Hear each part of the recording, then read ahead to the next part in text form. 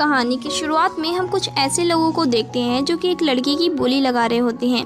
देखने में वो कोई नॉर्मल लड़की नहीं लग रही होती, उसे आइस ब्यूटी के नाम से पुकारते हुए बोली लगाई जाती है, जहां लोग उसकी बोली 5 मिलियन, 10 मिलियन और 15 मिलियन तक की लगाते हैं। जिस इंसान ने 15 मिलियन तक की बोली लगाई होती है वो आइस ब्यूटी के पास जाकर उसे टच करता है, मगर जैसे ही वो उसे टच करता है वैसे ही उसे करंट लगता है, जिस वजह से वो नीचे गिर जाता है। अब हमें दूसरे रूम का सीन दिखाया जाता है जहां एक आदमी आकर अपने बॉस सीओ से कहता है, मिस्टर सीओ, अब तक 15 मिलियन तक की बोली लग चुकी है और हम इस बोली को जीत भी गए हैं। ये सुनकर सीओ आइस ब्यूटी के पास जाने लगता है। उधर आइस ब्यूटी अपनी आंखें खोलती है, उसकी आंखें ब्लू होती हैं, वो काफ़ी ज़्यादा सुंदर लग रही थी।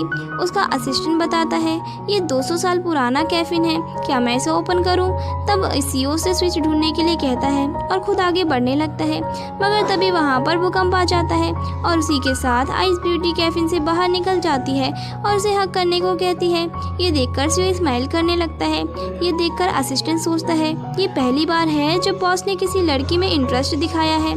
इधर आइस ब्यूटी को जब सीओ हक नहीं करता तब वो कूदकर सीओ के ऊपर ही चढ़ जाती है। कुछ देर बाद असिस्टेंट वहाँ से चला जाता है। तब सीओ नाइफ दिखाते हुए कहता है, तुम्हें पता भी है मैंने तुम्हें कितने में खरीदा है, अब तुम मुझे वो पैसे कैसे चुकाओगी? ये सुनकर आइस ब्यूटी कहती है, क्या आप मुझे मारने वाले हैं? जिस पर सीओ नाइफ आगे करते हुए कहता है, मुझे तुम्हारा ब्लड चाहिए।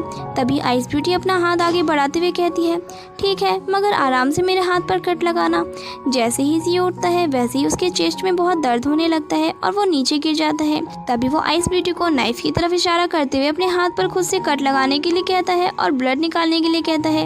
ये सुनकर वो अपने हाथ को कट लगाने जाती है, तभी सीओ से रोकता है और महसूस करता है कि आइस ब्यूटी की बॉडी तो काफ़ी ज़्यादा कोल्ड है। ये देखकर वो उसे पकड़कर सो जाता है। नेक्स्ट सीन में हम देखते हैं आइस ब्यूटी को जो खाना खाने की कोशिश कर रही थी, मगर उसे समझ ही नहीं आ रहा था कि आखिर चॉपस्टिक को कैसे पकड़ना है। सीओ आइस ब्यूटी की सभी डिटेल्स को निकलवाता है। तब असिस्टेंट उसे बताता है आइस ब्यूटी को लैब से चुराया गया था ताकि उसे ज़्यादा कीमत पर बेच सके। इसकी सुंदरता और काबिलियत को देखकर कोई भी ब्लैक मार्केट में इसके लिए हाई प्राइस देने के लिए तैयार था, मगर सीओ मेन टाइम पर आकर आइस ब्यूटी को वहाँ से खरीद कर ले गया था। इधर आइस ब्यूटी अभी भी बहुत ज़्यादा कोशिश कर रही थी खाना खाने की, मगर उसे समझ ही नहीं आता। तब वो हार मानकर सीओ को चॉपस्टिक देती है। ये देखकर सीओ उसे अपने पास बैठा लेता है और कहता है, मुझे भूख लगी है। ये सुनकर आइस ब्यूटी चॉपस्टिक को दोनों हाथों से पकड़कर उसे खाना खिलाने की कोशिश करती है, मगर वो गिर जाता है। तब वो उसे सॉरी कहती है। फिर सीओ उससे नाम पूछता है, जिस पर आइस ब्यूटी नाम से अपना सर हिलाती है। ये देखकर सीओ समझ जाता है कि उसका कोई नाम ही नहीं है। आइस ब्यूटी इमोशनल होते हुए उसके ऊपर अपने सर को रख लेती है। तब सीओ कहता है, आज से तुम्हारा नाम चुवन है। फिर वो उसके फोरहेड पर किस करता है। ये देखकर चुवन स्माइल करने लगती है। तभी वहाँ पर सेक्रेटरी आकर उसे डिस्टर्ब करते हुए बताता है कि सेकंड मास्टर आपको फॉलो कर रहे हैं। ये सुनकर सीओ चुवन को अपना कोट पहनाते हुए उसे अपने गोद में उठाकर ले जाने लगता है। कार में जाते हुए असिस्टेंट पूछता है, बॉस आपको तो पता है कि चुवन का ब्लड यूज करते ही आप ठीक हो सकते हैं, फिर आप उसका ब्लड क्यों नहीं यूज कर रहे? ये सुनकर सीओ चुवन को बहुत प्यार से स्माइल करते हुए देखने लगता है। उन्हें ऐसा करते हुए देखकर असिस्टेंट सोचता है, अभी तो बॉस इस लड़के से मिले हैं, मगर फिर भी उसके लिए कितने ज़्यादा चेंज हो रहे हैं। अब हम सीओ को देखते हैं जो चुवन को एक रूम में छोड़कर उसे वहाँ रुकने के लिए बोलकर वहाँ से चला जाता है। इसके बाद चुवन की स्माइल अचानक से गायब हो जाती है और उसके साथ ही वो कहती है, कुछ लोग मुझे यहाँ पकड़ने के लिए आए हैं। उसके साथ ही वो डोर ओपन करती है जहाँ कुछ लोग खड़े होते हैं जो चुवन को क्लोरोफॉर्म सुंघाकर बेहोश कर देते हैं। फिर लेडी कहती है, इसके ब्लड से सारी बीमारी ठीक हो सकती है, हमें इसकी बहुत अच्छी कीमत मिल सकती है। जिस पर उसके साथ वाला आदमी चुवन की बॉडी को देखकर बोलता है, इसकी बॉडी भी काफ़ी अच्छी है, क्यों ना मैं आज रात इसके साथ रह लूँ, फिर हम कल लेकर जाएंगे इसे। ये सुनकर लेडी कहती है, इसकी बॉडी पर एक भी निशान नहीं पड़ना चाहिए, नहीं तो इसकी कीमत कम हो जाएगी। तभी चुवन अपने मैजिक का यूज़ करके उन्हें बहुत दूर गिरा देती है। ये देखकर वो लोग काफ़ी डर जाते हैं, मगर चुवन काफ़ी ज़्यादा खुश हो रही थी उनका ऐसा हाल देखकर। दूसरी ओर किसी ने शियो के ऊपर गन तान रखा था। तभी शियो मौका देखते ही उसका गन छीन लेता है, मगर उसका दूसरा साथी शियो के ऊपर गन तान देता है। तभी वहाँ पर एक मास्क पहनी लड़की आकर शियो को बचा लेती है, जिसे शियो देखता ही रह जाता है। तभी वहाँ पर असिस्टेंट आकर बताता है, ये काम किसी और ने नहीं बल्कि सेकंड मास्टर ने किया है, हमें जल्द से जल्द यहाँ से निकलना चाहिए। ये सुनकर शियो उस मास्क वाली लड़की का हाथ पकड़कर उसे एक पास के होटल में ले जाता है, जहाँ से असिस्टेंट जाने लगता है और कहता है कि मैं देखकर कर आता हूँ कि बाहर खतरा है या नहीं। उसके जाने के बाद सीओ मास्क वाली लड़की से पूछता है, आखिर तुम हो कौन और तुमने मेरी जान क्यों बचाई। तब वो कहती है, पहले तुमने मेरी जान बचाई थी और अब मैंने, हम दोनों का हिसाब बराबर हुआ। ये सुनकर सीओ से सच बताने के लिए कहता है। तभी वहाँ पर लोगों के आने की आवाज़ आती है, जिसे सुनकर मास्क वाली लड़की उसे अपने पास खींचकर किस करने लगती है और कहती है, मेरा कुछ लोग पीछा कर रहे हैं जो मुझे बेचना चाहते हैं, इसीलिए मुझे तुम्हारी ज़रूरत पड़ेगी। तब सीओ कहता है, मेरा भी कुछ लोग पीछा कर रहे हैं, इसीलिए मुझे भी तुम्हारी ज़रूरत पड़ेगी। ये कहकर वो उसे किस करते हुए बेड पर लेटा देता है। तभी वहाँ पर वो मास्क वाली लड़की के गर्दन पर एक तिल देखता है, जिसे देखकर वो सोचने लगता है, क्या ये तुम ही हो। तभी वहाँ पर फिर असिस्टेंट आ जाता है और वो उसे ऐसी पोजीशन में देखकर जल्दी से वहाँ से जाने लगता है। तभी सीओ से रोक लेता है। तब मास्क गर्ल सीओ को टच करते हुए कहती है, हम फिर ज़रूर मिलेंगे, और फिर वो उसे फ्लाइंग किस देकर वहाँ से चली जाती है। ये देखकर सीओ भी अपने मन में सोचता है, मुझे भी तुम्हारे मिलने का इंतज़ार रहेगा। दूसरी ओर जब सीओ घर पहुँचता है तो वो देखता है कि चुवन उसका इंतज़ार करते करते सो गई है। तभी चुवन भी जाग जाती है, जिसे सीओ सोफे से उठाकर बेड पर ले जाने लगता है। तभी उसे बाहर से कुछ आवाज़ें आने लगती है, जिसे सुनकर वो बाहर की तरफ जाने लगता है, जहाँ वो देखता है असिस्टेंट ने सभी आदमियों को पकड़ रखा है जिसने सीओ के ऊपर हमला करने की कोशिश की थी। तब असिस्टेंट पूछता है, मैं इन लोगों का क्या करूं?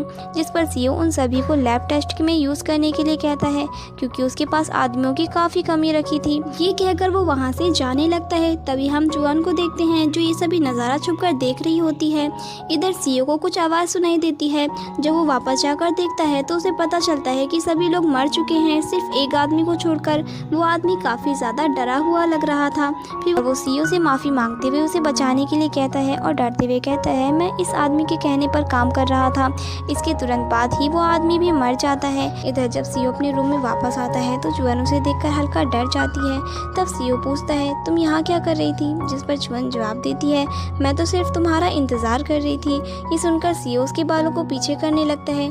तभी वो उसकी गर्दन पर वही तिल का निशान देखता है जो कुछ देर पहले मास्क गर्ल की गर्दन पर था।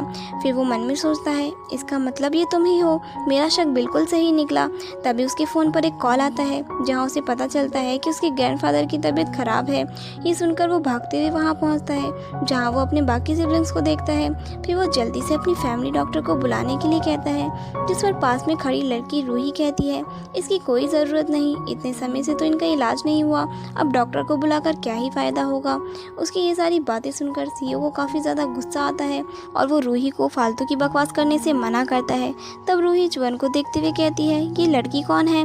जिस पर सीओ कहता है, ये मेरी गर्लफ्रेंड है, इसीलिए तुम इससे दूर ही रहना। इधर चुवन अपने मन में सोचती है, ग्रैंडफादर की सांसें तो अभी तक चल रही है, फिर ये लड़की इन्हें मारने के लिए क्यों बेचैन है।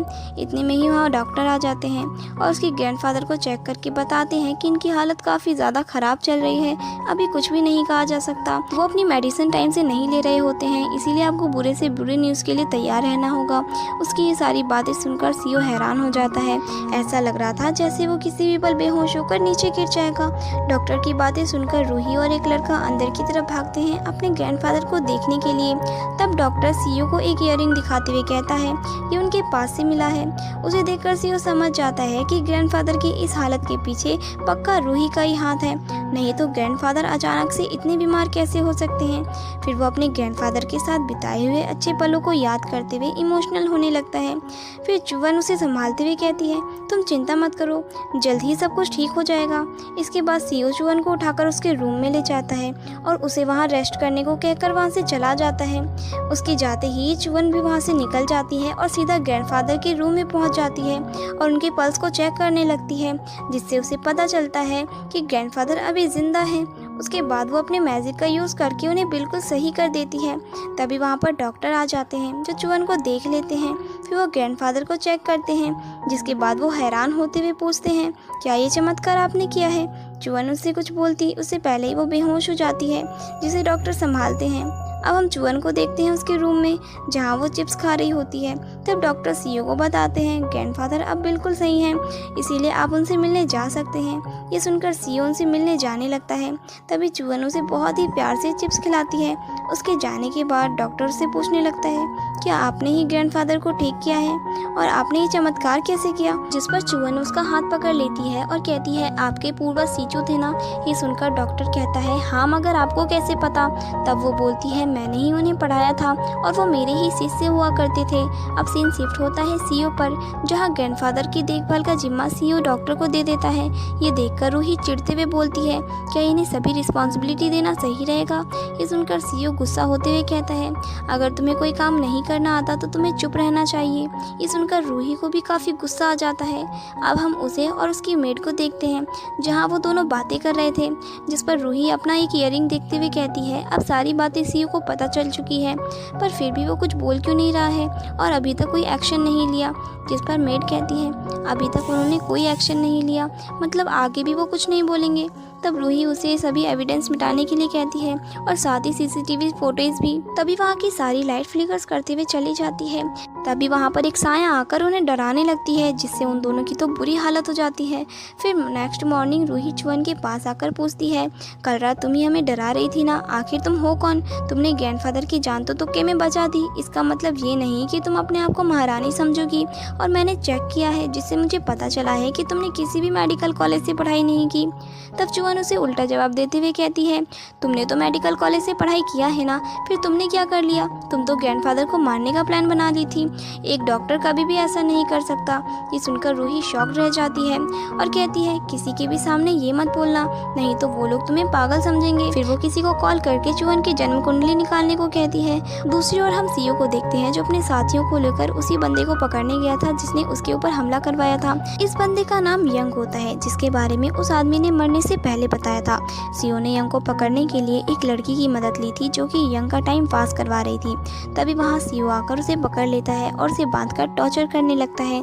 उसके बाद वो उसके पैरों में एक पॉइजन इंसर्ट कर देता है, जिस वजह से यंग चिल्लाने लगता है।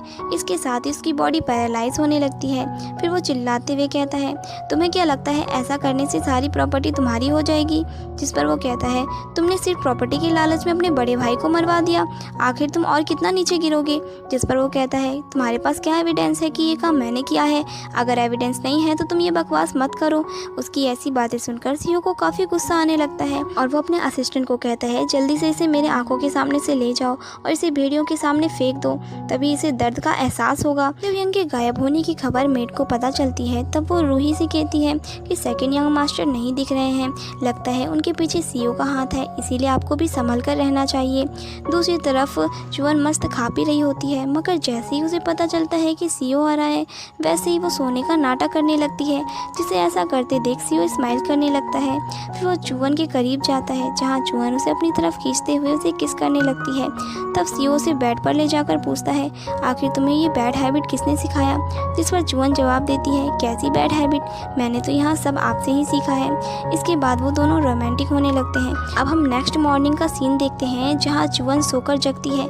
तब सीओ उसके लिए ब्रेकफास्ट लेकर आता है। तब सीओ नोटिस करता है कि कल रात की वजह से चुवन की बॉडी पर बहुत से लव बाइट के निशान हैं। उसे देखकर वो कहता है अगर मुझे कभी भी तुम्हारे ब्लड की ज़रूरत पड़ी तो क्या तुम मुझे दोगी? जिस पर वो अपना हाथ आगे कर देती है, जिससे हमें साफ साफ पता चलता है कि वो सीओ को अपना ब्लड देने से पहले एक बार भी नहीं सोचेगी। ये सुनकर सीओ स्माइल करने लगता है। अब हम नेक्स्ट सीन में चुवन और सीओ को एक शॉप में देखते हैं, जहाँ चुवन को एक पॉकेट वॉच पसंद आ जाता है। फिर वो शॉप के ऑनर से उस वॉच के बारे में पूछती है, जिस पर वो बताता है कि ये पॉकेट वॉच 200 साल पुराना है, साथ ही साथ ये हमारी शॉप का सबसे एक्सपेंसिव आइटम है। ये सुनकर चुवन सीओ की तरफ देखते हुए कहती है मुझे ये वॉच चाहिए। वो किसी बच्चे की तरह जिद कर रही थी। ये देखकर सीओ उस वॉच को खरीद लेता है, जिसे लेकर चुवन काफ़ी रिलैक्स दिखती है। फिर वो सीओ से पूछती है क्या तुम्हें इस वॉच के बारे में कुछ याद है?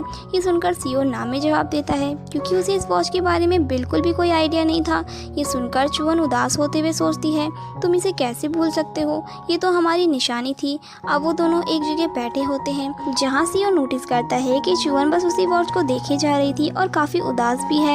ये देखकर सीओ चुवन के पास जाते हुए उसे एक कैंडी देता है, ये सोचकर कि अब उसका मुंह सही हो जाएगा और वो पहले की तरह स्माइल करेगी। अब हम 200 साल पहले का सीन देखते हैं, जहाँ पर चुवन काफ़ी उदास बैठी होती है। तभी उसके पास सीओ आकर उसे एक कैंडी देता है, जिससे हमें क्लियर हो जाता है कि सीओ और चुवन पहले से ही मिल चुके हैं। प्रेजेंट में हम सीओ को देखते हैं जो कि चुअन को कैंडी खिला रहा होता है। उसके बाद वहाँ से वो चला जाता है। तभी चुअन किसी को जाते हुए देखती है। उसके बाद वो एक आदमी को फॉलो करना शुरू कर देती है। वो बहुत जल्दी में जा रही थी, तभी वो एक लड़की से टकरा जाती है जिस वजह से उसकी कैंडी नीचे गिर जाती है।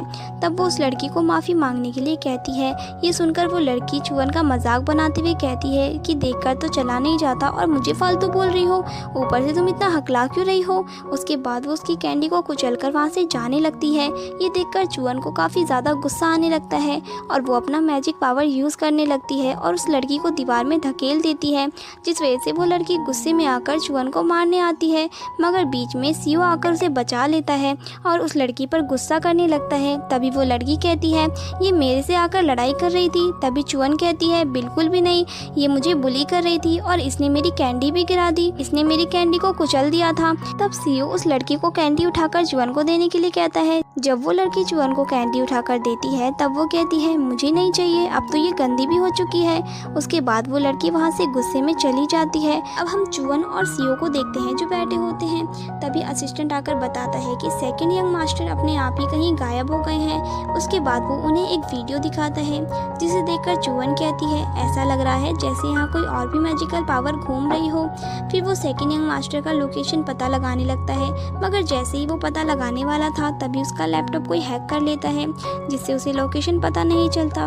ये देखकर सीओ पूछता है आखिर तुम्हारी लैपटॉप को हैक करने की हिम्मत किसकी हुई, जिस पर वो जवाब देता है हो सकता है ये काम सियोक का हो, वही हैकिंग में मुझसे आगे है और वो पैसे के लिए ये काम आराम से करने को तैयार हो जाएगा। दूसरी ओर रूही किसी से बात करते हुए प्लान बनाती है कि हम सीओ को प्रॉपर्टी नहीं लेने देंगे, उसका फायर पॉइजन भी हम एक्टिवेट कर देंगे जिससे वो जल्द ही मर जाएगा।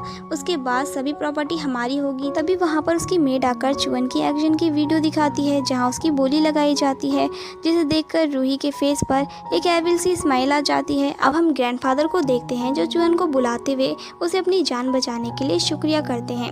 साथ ही साथ वो उससे पूछते हैं कि तुम मेरे पोते से कब शादी कर रही हो, जिस पर डॉक्टर कहते हैं आप इस बारे में बहुत जल्दी फैसला नहीं ले रहे। तभी वहाँ पर सीओ आ जाता है और कहने लगता है कि अभी ये शादी जैसी चीज़ों के लिए बहुत छोटी है और चुअन को वहाँ से लेकर चला जाता है। फिर रूम में दिखाया जाता है कि सीओ चुअन से कहने लगता है कि तुम्हें अभी बहुत जल्दी नहीं हो रही शादी करने की, क्या तुम मुझे इतना ज़्यादा पसंद करती हो। ये सुनकर चुअन गुस्से में उसकी गर्दन पर बाइट कर देती है। तभी अचानक से सीओ की तबीयत खराब हो जाती है और वहाँ पर रूही आ जाती है और चुअन को इंजेक्शन देकर बेहोश कर देती है और वहाँ से ले जाती है। सीओ तो सिर्फ ये सब देखता हुआ रह जाता है और कुछ भी नहीं कर पाता। रूही हंसते हुए उसे बुरा भला कहकर चली जाती है। तभी वहाँ पर डॉक्टर आ जाते हैं। वहीं दूसरी ओर चुअन एक डॉक्टर के लैब में थी जो कि उसे देखकर काफ़ी ज़्यादा हैरान थे। तो रूही उसे बताती है ये 200 साल से सोई हुई है और इसे आइस ब्यूटी के नाम से जाना जाता है। तुम्हें तो पता ही होगा ना कि इसके अंदर कितनी ज़्यादा शक्तियाँ हैं। डॉक्टर ये देखकर बहुत ज़्यादा इम्प्रेस होते हैं और बहुत ज़्यादा खुश भी कि ये लड़की तो हमारी बहुत ज़्यादा मदद करने के लिए जाने वाली है। तभी वहाँ पर लाइट्स फ्लिकर्स करने लगती है और वहाँ पर असिस्टेंट आ जाता है और चुअन को बचा लेता है। वहीं दूसरी ओर सीओ को भी होश आ जाता है और असिस्टेंट उसे बताता है कि चुअन उसे मिल चुकी है पर अभी वो बेहोश है और साथ ही में वो ये भी बताता है कि रूही मर चुकी है। फिर रूही की बॉडी दिखाई जाती है। तभी डॉक्टर को कुछ अजीब लगता है और वह उसकी असलियत सबके सामने ले आता है कि वो रूही नहीं है, किसी को उसका मास्क पहनाया गया है, जिसे देखकर सीओ सोचने लगता है कि वह अभी भी जिंदा है। फिर दिखाया जाता है कि सीओ चुअन के लिए खाना लेकर आता है और दोनों एक दूसरे को खाना खिलाने लगते हैं और साथ ही में रोमांस भी करने लगते हैं। तभी असिस्टेंट का फ़ोन आता है जिसकी वजह से सीओ परेशान हो जाता है और गुस्से में कहता है कि अगर कोई ज़रूरी काम नहीं हुआ तो मैं तुम्हें जंगली भेड़ियों के सामने फेंक दूंगा। तो वो बताता है कि लैब एक्सपेरिमेंट शायद सक्सेसफुल हो चुका है, इसीलिए आपको बुलाया जा रहा है। फिर लैब में दिखाया जाता है जहाँ रिसर्चर्स उसे बताते हैं कि ये मेडिसिन हमने बना ली है जो आपके फायर पॉइजन को पूरी तरीके से रिमूव कर सकते हैं। फिर वो लोग सीओ को स्मेल करते हैं तो उसे थोड़ा सा अजीब लगता है, तो वो उन्हें बस ये कहकर चला जाता है कि आपने बहुत अच्छा काम किया और बाहर जाकर असिस्टेंट को कहता है कि लैब को पूरी तरीके से जला दो। तभी अंदर से फायरिंग स्टार्ट हो जाती है। तभी यांग और उसके साथी भी वहां आ जाते हैं और तीनों मिलकर उन पर अटैक करते हैं। सीओ रिसर्चर को गोली मार देता है। तभी उसे फायर पॉइजन का अटैक आता है और उसकी तबीयत फिर से खराब हो जाती है। इधर चुएन को किसी का कॉल आता है जो उसे बताता है कि सीओ की तबीयत काफ़ी ख़राब है। दूसरी ओर कुछ कुछ लोग लैब से भाग रहे थे और साथ में बातें कर रहे थे कि अब तक तो सीईओ मर भी गया होगा क्योंकि हमने फायर पॉइजन एक्टिव कर दिया था। तभी वहाँ मास्क पहनी एक लड़की आ जाती है जो कि उन सभी को मार देती है।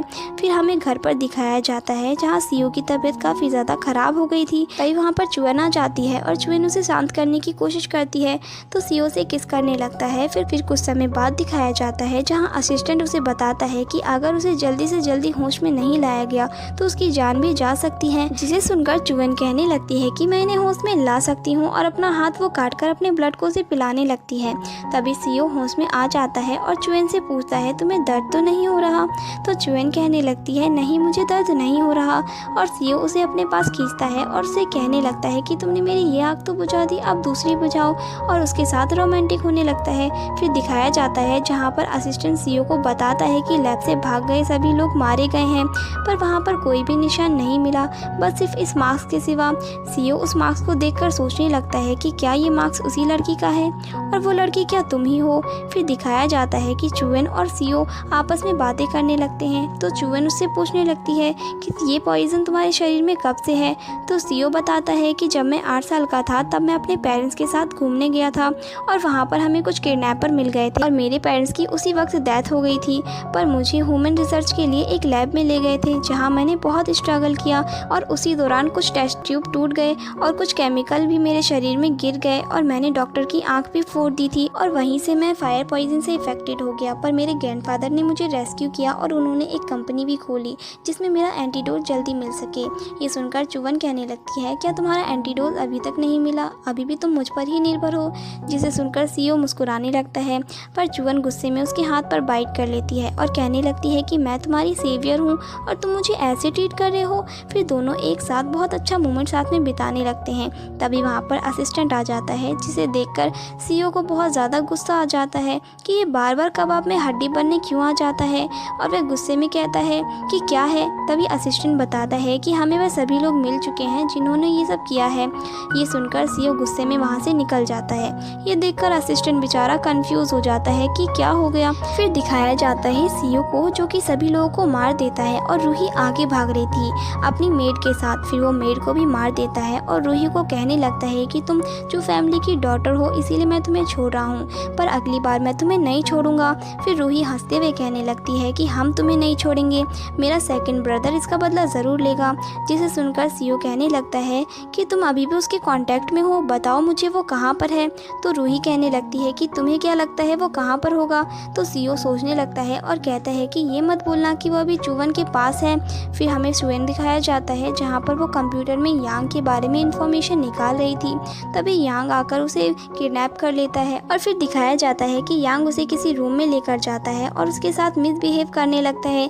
तभी वहाँ पर सीईओ भी आ जाता है और उसे यांग के आदमी चारों तरफ से घेर कर वहाँ से ले जाते हैं। तभी गुस्से में चुअन वहाँ पर खड़ी हो जाती है और कहने लगती है कि अभी तक मैंने तुम्हें छोड़ रखा था, पर मुझे अपना असली रूप तुम्हें दिखाना ही पड़ेगा।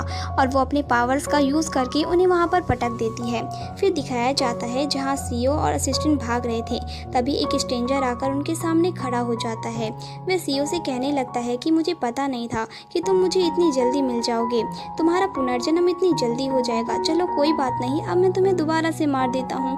वह सीईओ की एनर्जी को कंज्यूम करने लगता है। तभी मास्क वुमेन वहाँ पर आ जाती है। मास्क गर्ल अपनी तलवार से उसकी पावर को काट देती है और सीईओ को उससे अलग करती है। सीईओ के सर पर भी बहुत ज़्यादा दर्द होने लगता है और वो आउट ऑफ कंट्रोल हो जाने लगता है, जिससे मास्क गर्ल उसके गले पर मारकर उसे बेहोश कर देती है। स्ट्रेंजर मास्क गर्ल से पूछने लगता है कि तुमने मुझे पहचाना नहीं। तो मास्क गर्ल उससे सुनाने लगती है और उस पर अटैक करती है। स्ट्रेंजर मास्क गर्ल पर अटैक करता है तभी वहाँ पर नांग आ जाता है, जिसे देखकर स्ट्रेंजर कहने लगता है कि मैं अभी तो यहाँ से जा रहा हूँ, पर नांग तुम्हें मैं अगली बार जब मिलूंगा तो वो तुम्हारा लास्ट दिन होगा, और वहाँ से चला जाता है। नांग उससे पूछता है कि चुवन क्या तुम ठीक हो। चुवन बताती है कि अभी तो मैं थोड़ा अनस्टेबल चल रही हूँ और नांग को वहाँ से भेज देती है और खुद बेहोश हो जाती है। फिर 200 साल पहले का सीन दिखाया जाता है जहाँ पर चुवन सीईओ को ढूंढ रही थी। तभी सीईओ से आकर बताता है कि अब हम साथ में नहीं रह सकते। तो चुवन उससे कहने लगती है कि तुमने तो मुझसे प्रॉमिस किया था कि तुम मुझसे शादी करोगे। तब सीईओ से मना करता है और कहता है कि अब मैं प्रॉमिस तोड़ रहा हूँ, और वहाँ से चला जाता है। प्रेजेंट का सीन दिखाया जाता है जहाँ पर चुवन ये सपना देख रही थी जिसकी वजह से उसे पैनिक अटैक आता है। सीईओ के हाथ में अभी भी वो मास्क था। जैसे ही वो चुवन की ओर देखता है तो वो वो उसके पास जल्दी से जाता है और उसे काम डाउन करने की कोशिश करता है और असिस्टेंट से सब कुछ पूछता है। तो असिस्टेंट बताता है कि जब मुझे होश आया तो चुएन वहाँ पर थी और स्ट्रेंजर वहाँ से जा चुका था, शायद चुएन ने ही हमें बचाया है। सीओ फौरन चुएन को अपने गोद में उठाता है और तुरंत डॉक्टर के पास लेकर जाता है। फिर 2 दिन बाद का सीन दिखाया जाता है जहाँ डॉक्टर चुएन को चेक कर रहे थे और जैसे ही वह कुछ बोलने वाले होते हैं वैसे ही सीओ आकर उसे पकड़ लेता है और बोलने लगता है कि डॉक्टर आप मुझे बताओ क्या हुआ है। तो डॉक्टर बताता है कि ये बिल्कुल नॉर्मल है, जिसे सुनकर सीओ उसका कॉलर पकड़ लेता है और डॉक्टर को मारने वाला था। तभी चुएन को होश आ जाता है। ये देखकर सीओ फौरन चुएन के पास जाता है और डॉक्टर को वहाँ से जाने को कहता है। चुएन जैसे ही सीओ के हाथ में वो मास्क देखती है तो वो अपनी नज़रें को दूसरी तरफ करने लगती है। सीओ से पूछने लगता है कि बताओ ये सब क्या चल रहा है। तभी चुएन बहाने बनाने लगती है और कहती है कि मुझे थोड़ा रेस्ट की ज़रूरत है, मुझे लग रहा है मुझे सोना चाहिए। तो सीओ से पकड़ लेता है और बोलने लगता है कि तुम्हें भूख नहीं लग रही, तुम 2 दिन से सो ही रही हो। तभी चुएन कहने लगती है कि नहीं नहीं, मुझे बिल्कुल भी भूख नहीं लगी। तभी उसके पेट से आवाज़ आती है जिसे सुनकर सीओ मुस्कुराने लगता है। चुएन खाना खाकर पूरी फुल हो जाती है। तभी सीओ से कहने लगता है कि अब तो तुम फुल हो गई हो तो तुम मुझे भी मेरी इच्छा से पूरी कर दो और वो उसे किस करने लगता है। इस तरफ डॉक्टर यांग से कहने लगते हैं जो तुमने दवाई दी गई थी वह पॉइजन को कम करने के लिए दी गई थी, पर तुम तो और चोट लगवा कर आ गई, जिसकी वजह से बहुत ज़्यादा स्प्रेड हो चुका है, जिसकी वजह से तुम्हारी टांगे बिल्कुल काम करनी बंद हो चुकी है। जिसे सुनकर यांग को बहुत गुस्सा आने लगता है। फिर दिखाया जाता है सीओ को चुआन के पास, जो उससे पूछने लगता है मार्क्स और इन सब के बारे में। तब चुआन नजरें झुकाते हुए कहने लगती है कि मेरे पास थोड़ी सुपर पावर है। तो सीओ कहने लगता है कि जिस स्ट्रेंजर को तुमने हराया था वो बहुत ज़्यादा पावरफुल था, तो तुम मुझे ऐसा कह रही हो कि तुम्हारे पास थोड़ी सी सुपर पावर है। तो चुआन कहने लगती है थोड़ी नहीं बल्कि थोड़ी सी और ज़्यादा। ये सुनकर सीओ उसे अपनी तरफ खींचता है और अपने लैब पर बैठा लेता है। तब चुआन उसे कहने लगती है कि मेरा इंटेंशन तुम्हें चोट पहुँचाने का बिल्कुल भी नहीं था। तो सीओ सोचने लगता है कि ये तो बहुत लंबे समय से मुझे बेवकूफ़ बनाती आ रही है, मैं इतनी आसानी से इस पर भरोसा नहीं कर सकता और इसे जाने नहीं दे सकता। वह उससे पूछने लगता है तो चुआन तो उस पर गुस्सा ही हो जाती है और कहने लगती है कि मैंने तुम्हारी जान बचाई है और ग्रैंडफादर की भी जान बचाई, तब भी तुम मुझ पर शक कर रहे हो, और उसे लगातार सुनाने लगती है। तो सीओ उससे बोलने की कोशिश करता है पर चुआन उसे बिल्कुल भी बोलने नहीं देती और अपनी बड़बड़ करती रहती है और उसे गुस्सा होते हुए कहने लगती है कि अब मेरे लिए कैंडी लाने की ज़रूरत नहीं है, और कैंडी उसके हाथ पर पकड़ा देती है और ज़ोर ज़ोर से रोने लगती है। ये देखकर सीओ काफ़ी कंफ्यूज हो जाता है और फ़ौरन उस कैंडी को उसके मुंह में डाल देता है और कहने लगता है कि मैं सब कुछ तुम्हारे लिए ख़रीद कर लाऊंगा, तुम बस रोना बंद कर दो। फिर हम देखते हैं कि दोनों शॉपिंग के लिए चले जाते हैं, जहाँ पर चुआन बहुत ज़्यादा खुश होती है और अलग अलग सामान को लेकर सीओ को पकड़ा रही थी। तभी वह बहुत खुश होती है और उसे किस कर देती है और सीओ सामान को साइड रखकर उसके करीब जाने लगता है। तभी वहाँ पर वही लड़की आ जाती है जो एक बार चुआन को बुली कर रही थी। वो सीओ के करीब जाने लगती है तो सीओ उससे कहने लगता है कि तुम पब्लिक एरिया में ऐसे मेरे करीब मत आया करो। तब वो उसे उस दिन के लिए माफ़ी मांगने लगती है तो चुआन भी उसे माफ़ी मांगने लगती है। चुआन अपनी कैंडी नीचे गिरा देती है और उससे कहने लगती है कि आप प्लीज़ मेरी कैंडी उठा सकती हो। ये देखकर उसे काफ़ी ज़्यादा अजीब लगता है। फिर वो उसे कैंडी उठा कर देती है। फिर चुआन कहने लगती है अब तो ये गंदी हो गई है, अब मैं कैसे खा सकती हूँ, और वो सीओ के जेब से एक दूसरी कैंडी निकालती है, जिसे देखकर वो लड़की को काफ़ी ज़्यादा गुस्सा आता है और वो वहाँ से चली जाती है। सीओ ये देखकर मुस्कुराने लगता है और कहने लगता है कि तुम तो काफ़ी ज़्यादा बुरी हो। चुआन उसके और करीब जाने लगती है। वहाँ पर नांग आ जाता है और चुआन उसे देखकर बहुत ज़्यादा खुश हो जाती है और नांग उससे पूछने लगता है कि तुम ठीक हो ना, और उसके गाल को हाथ लगाने वाला होता है। तभी सीओ उसके हाथ को झटक देता है और कहने लगता है कि तुम कौन हो, शायद तुमने इसे गलत इंसान समझ लिया है। नांग उससे कहने लगता है मैंने तुम्हारी जान बचाई और तुम मुझे ही ये सब कह रहे हो। फिर सीओ से कहता है मेरी जान बचाने की कोई ज़रूरत नहीं थी तुम्हें। फिर दोनों के बीच बहस होने लगती है। तभी चुआन उन दोनों को रोकती है और नांग को वहाँ से जाने के लिए कहती है। नांग बोलता है जब भी मैं तुमसे मिलने आता हूँ तो तुम मुझसे यहाँ से जाने के लिए कहती हो, जिसे सुनकर सीओ तो हैरान ही हो जाता है। फिर हमें सीओ को दिखाया जाता है जो चुआन से पूछता है कि तुम कितनी बार इस आदमी से मिली हो और ये कौन है। तो चुआन अपनी नज़रें झुकाते हुए कहने लगती है कि ये बस मेरा ओल्ड फ्रेंड है और वहाँ से जाने की सोचती है पर वो जा नहीं पाती। सीओ कहने लगता है कि अभी तक मुझे मेरा जवाब नहीं मिला। तो चुआन कहने लगती है कि ये मुझे 200 साल पहले मिला था और मैं तुम्हारे पुनर्जन्म तक का वेट कर रही थी, और जैसे ही तुम्हारा पुनर्जन्म हुआ वैसे ही मैं तुम्हारे पास आ गई और तुम्हें फॉलो करने लगी। ये सुनकर सीओ को तो बिल्कुल विश्वास पास नहीं होता और वो कहने लगता है कि तुम क्या बच्चों वाली बातें कर रही हो। तो जुआन कहने लगती है कि मैं तुमसे ऑब्सेस्ड हो चुकी हूँ, इसीलिए मैंने ये सब किया। दूसरी ओर ग्रैंडफादर को रूही भड़का रही थी कि सीओ ने मेरी मेड को मार दिया, वो मेरी सिस्टर जैसी थी, वो आपके ऊपर भी हमला कर सकता है। तभी सीओ और जुआन भी वहाँ पर हंसते हुए आ जाते हैं और जैसे ही रूही जुआन को वहाँ देखती है, वे जुआन के बारे में ग्रैंडफादर को बताने लगती है कि ये एक आइस ब्यूटी है और इसके बारे में उल्टी सीधी बातें बोलने लगती है। ग्रैंडफादर रूही को चुप करा देते हैं और उससे सॉरी बोलने के लिए कहते हैं। रूही को तो जुआन के ऊपर बहुत गुस्सा आता है और वहाँ से चली जाती है। ग्रैंडफादर उन दोनों से कहने लगते हैं कि तुम दोनों जल्दी से शादी कर लो और मुझे ग्रैंडसन दे दो, जिस पर जुआन तो शर्माने लगती है और सीओ से टीच करने लगता है। फिर डाइनिंग टेबल पर भी हमने दिखाया जाता है कि ग्रैंडपा अभी भी उन दोनों की शादी और ग्रैंडसन की बात करते हैं, जिसे सुनकर रूही कहने लगती है कि जुआन कभी भी प्रेग्नेंट नहीं हो सकती क्योंकि वह आइस ब्यूटी है और उसके पेट में कोई भी हलचल नहीं होती। अगर जुआन को प्रेग्नेंट होना होता तो वो कब का हो जाती। ये लंबे समय से एक दूसरे के साथ हैं। जिसे सुनकर सीओ कहने लगता है कि कोई और वजह भी हो सकती है और उसकी तरफ कॉन्डम फेंकता है, जिसे देखकर वहाँ पर सभी लोग एम्बैरेसमेंट होने लगते हैं कि ये सभी अडल्ट हैं, इसमें शर्माने की कोई ज़रूरत नहीं है।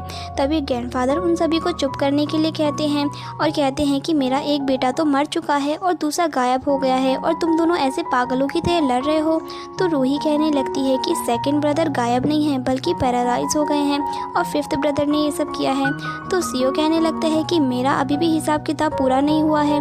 तभी ग्रैंडफादर उन सबको चुप कराते हैं और सेकंड ब्रदर को लेकर आने के लिए कहते हैं। फिर घर का सीन दिखाया जाता है जहाँ पर डॉक्टर यांग के पैरों को चेक करते हुए कहते हैं कि इनकी टांगें पूरी तरीके से खराब हो चुकी है पैरालाइज की वजह से, जिसे सुनकर वो कहने लगता है कि ये सब सीओ ने करवाया है। तो सीओ कहने लगता है कि तुमने भी तो मुझे होटल में मरवाने की कोशिश की थी और उसे रिकॉर्डिंग दिखाता है, जिसे देखकर यांग कहने लगता है ये सब कुछ झूठ है। ग्रैंडफादर उन दोनों की लड़ाई को बंद कराते हैं और सीओ को कहने लगते हैं कि जल्द से जल्द तुम इन्हें एंटीडोज दो, जिसे सुनकर सीओ कहने लगता है कि अभी ये रिसर्च पूरा नहीं हुआ है तो इसका अभी कोई भी एंटीडोज नहीं बना, तो इसका कोई भी उपाय नहीं है। तभी ग्रैंडफादर सीओ को मारने जाते हैं। तभी जुआन बीच में आ जाती है और कहने लगती है कि अभी सेकंड मास्टर की टांगे पूरी तरीके से खराब नहीं हुई है। तो डॉक्टर भी उन्हें बताते हैं कि इनकी कंडीशन अभी उतनी भी ज्यादा बेकार नहीं है। तब यान नाटक करने लगता है और अपने पैरों पर मारने लगता है कि इससे अच्छा तो मैं मर ही जाऊं।